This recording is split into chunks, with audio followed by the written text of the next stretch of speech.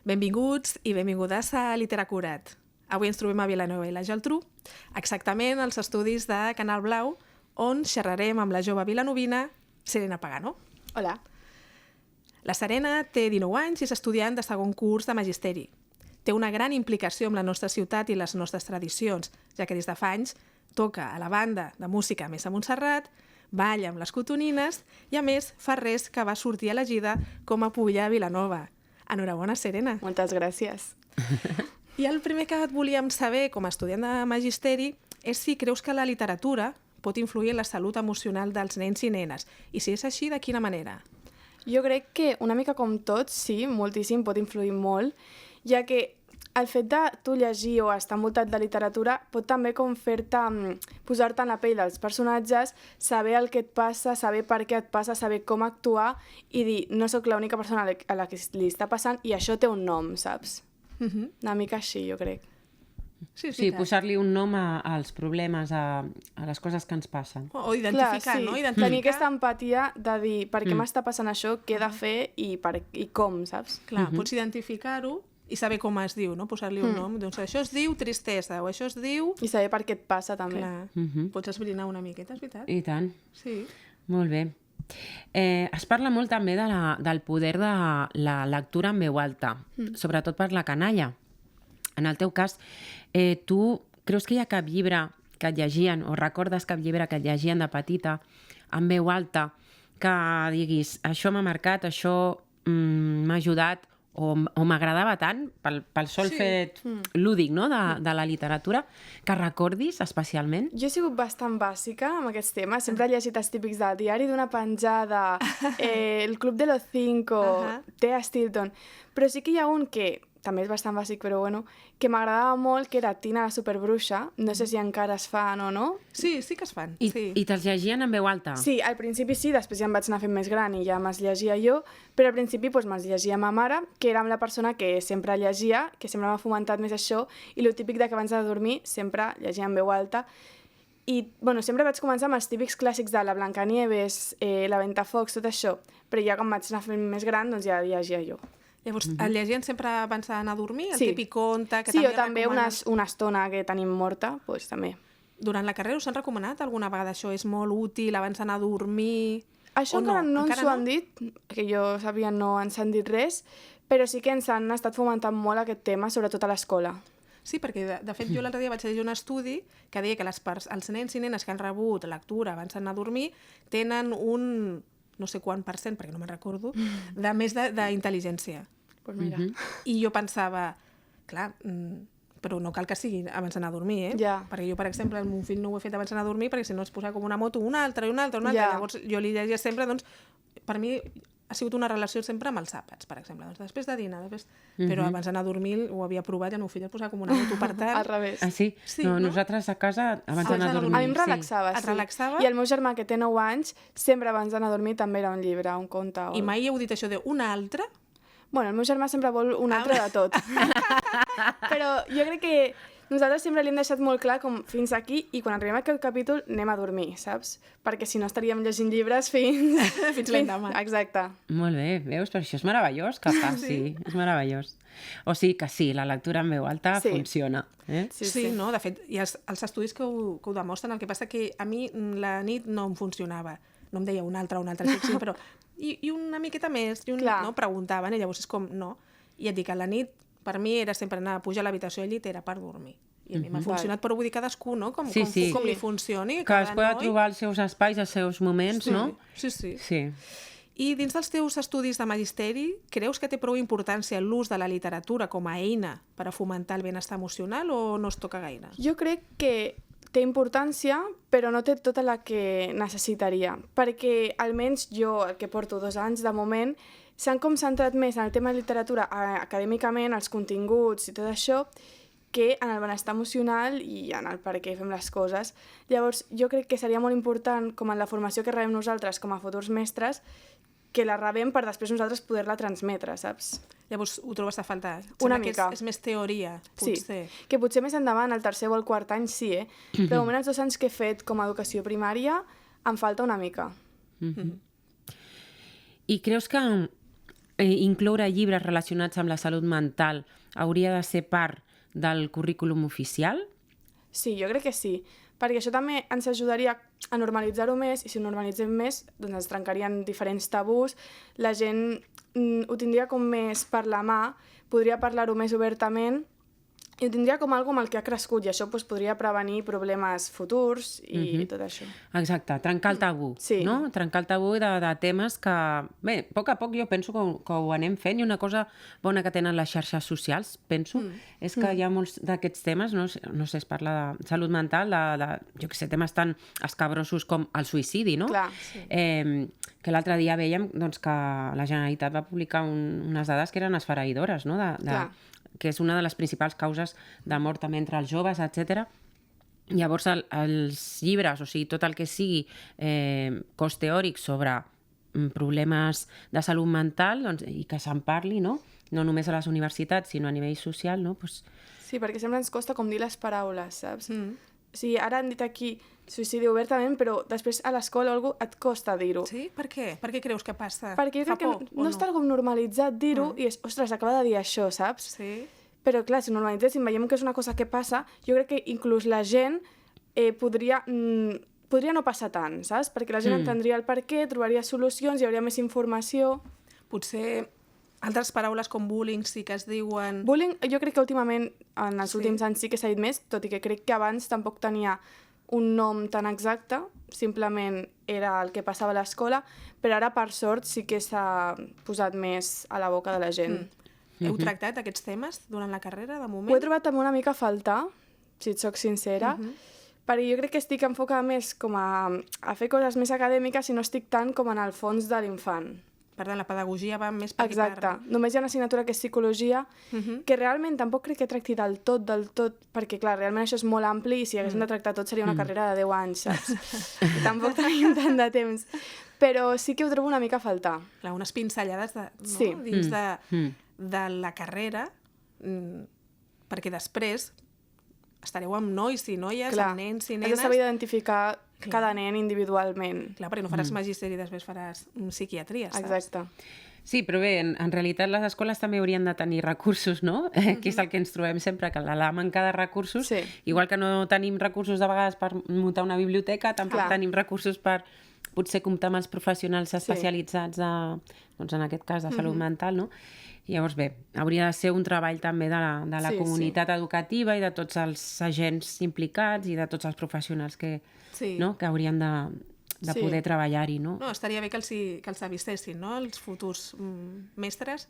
No hi haurà biblioteca escolar i no hi haurà tants psicòlegs com necessitats. El tema de pocs recursos jo ho sé per sèries, per articles, però a mi no m'han anat a la carrera i m'han dit arribaràs allà i no sabràs què fer, saps? No ho has notat com a estudiant, de vegades que has necessitat ajuda i potser només hi havia un psicòleg, una psicopedagoga... Sí, això sí, que faltaven coses.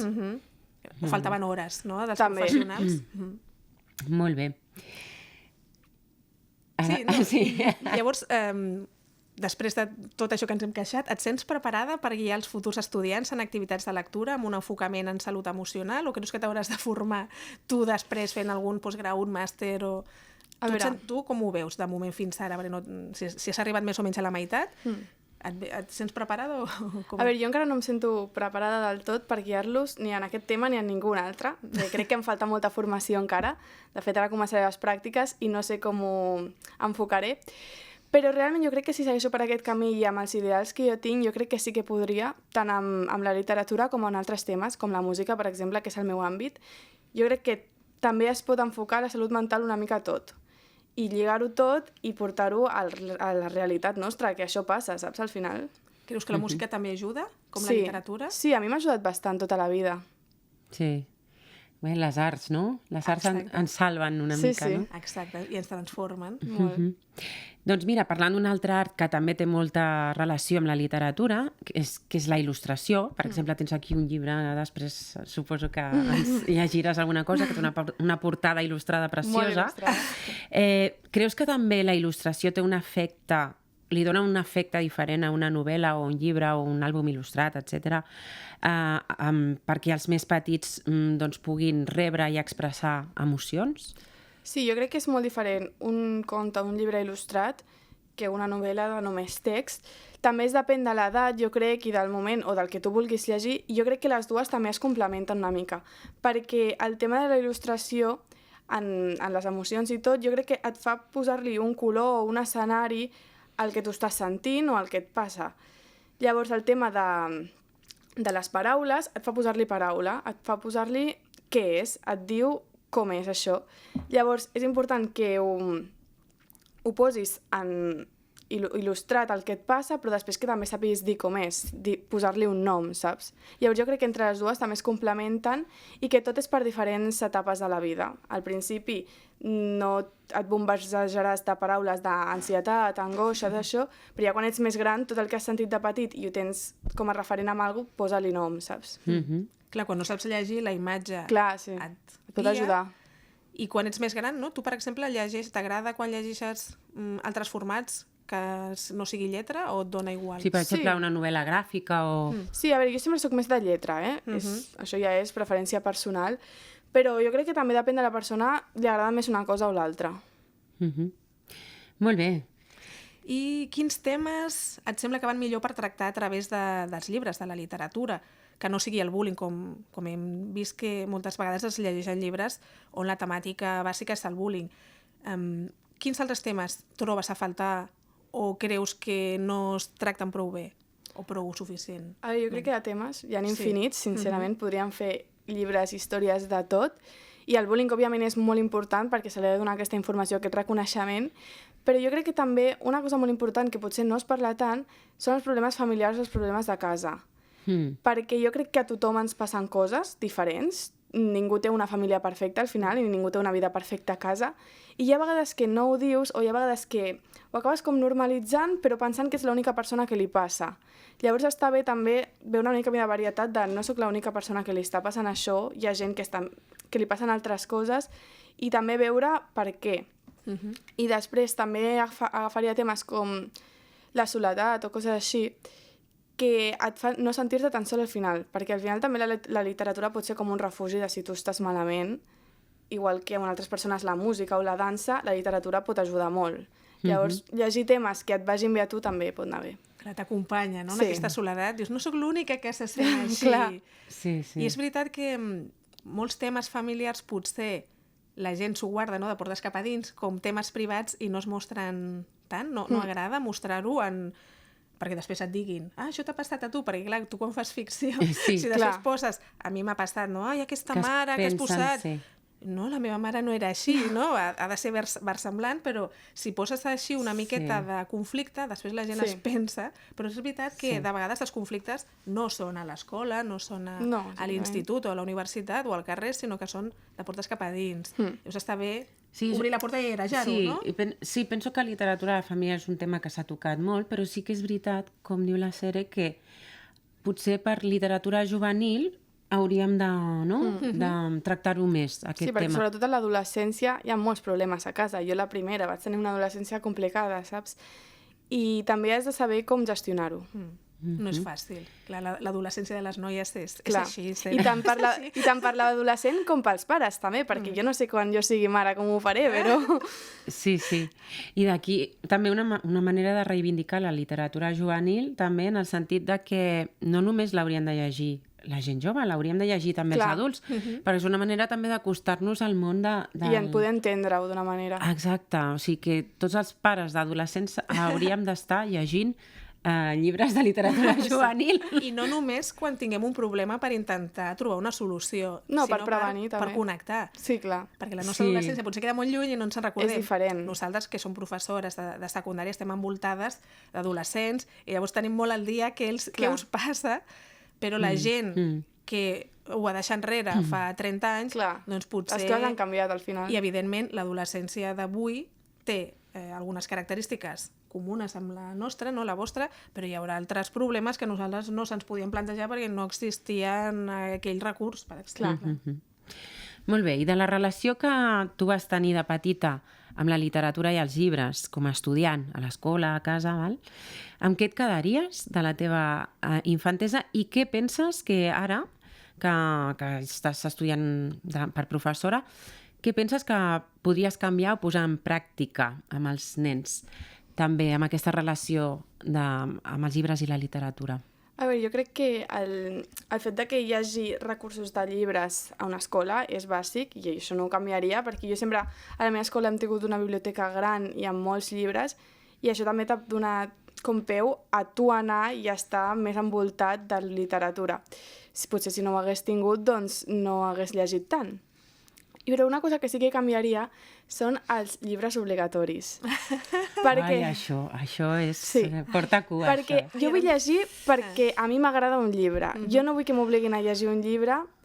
Ara potser m'estic posant un compromís, però... No, vull dir, tu pots ser el que vulguis. No m'agrada que m'obliguin a llegir un llibre que potser aquest llibre no m'atrau per qualsevol cosa, perquè hem de llegir una mica tot, sí, però potser aquest tema no m'agrada gens i sempre es toca aquest tema i altres no. Llavors, jo a molts cops ho he pensat, quan jo sigui mestra, com ho enfocaré això, i he pensat que només que li donis al nen o a la nena una mica de llibertat, ja té més ganes d'enfocar-ho. És a dir, si tu li dius... Mira, tindrem aquests 5 llibres i d'aquests 5 llibres o 3 tu pots escollir un, saps? Donar més opcions. Exacte. Clar, opcions que estiguin dins del currículum o del que tu com a mestre t'hagis plantejat, però que ells ja tinguin aquesta cosa de dir vale, ja em deixa fer alguna cosa, saps? Llavors tu ja agafes el llibre amb més ganes perquè l'has triat tu realment, encara que sigui dins de 3 o 5 llibres, ja l'has triat tu. Llavors jo faria això, una mica d'opció d'aquests 3 llibres, quin voleu llegir, cadascú llegeix un i després... Molt bona idea. Sí. O 3 o 10, no? Clar, sí, els que ampliar la llista. Tenir unes lectures obligatòries, però tenir un ventall més ampli. Agafar les dues i barrejar una mica. Prenem nota. Això. I ara siguem una miqueta crítiques, més encara. Tu que ets d'una nova generació, que has viscut d'una altra manera la relació amb la tecnologia, que nosaltres no, com creus que l'ús d'aquestes noves...